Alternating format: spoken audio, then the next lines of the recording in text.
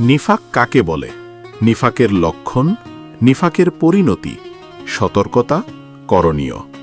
আসসালামু আলাইকুম ওয়া রাহমাতুল্লাহ। নিফাক কাকে বলে? নিফাক, যার আভিধানিক অর্থ কপটতা, ভণ্ডামি, প্রতারণা বা দ্বিমুখী নীতি।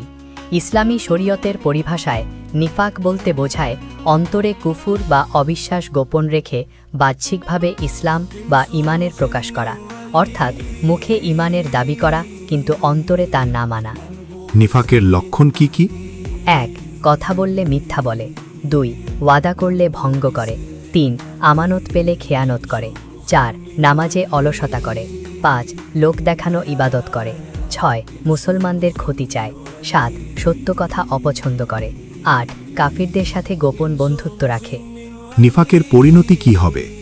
ঈমান নষ্ট হয়, আমল কবুল হয় না, দুনিয়া আখিরাতে অপমান ও জাহান্নামের সর্বনিম্ন স্তর নিশ্চিত হয়। নিফাক সম্পর্কে সতর্কতা। সাবধান, নিফাক খুব ধীরে বা হঠাৎই হৃদয়ে প্রবেশ করতে পারে।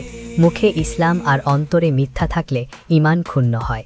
সত্য বলুন, ওয়াদা রাখুন, লোক দেখানো ইবাদত ত্যাগ করুন এবং আল্লাহর কাছে খাঁটি নিয়তের দোয়া করুন। নিফাক থেকে বাঁচার জন্য আমাদের করণীয়: ১. সত্য কথা বলুন, মিথ্যা থেকে দূরে থাকুন। ২. ওয়াদা রাখুন, যে কিছু বলেন তা পালন করুন।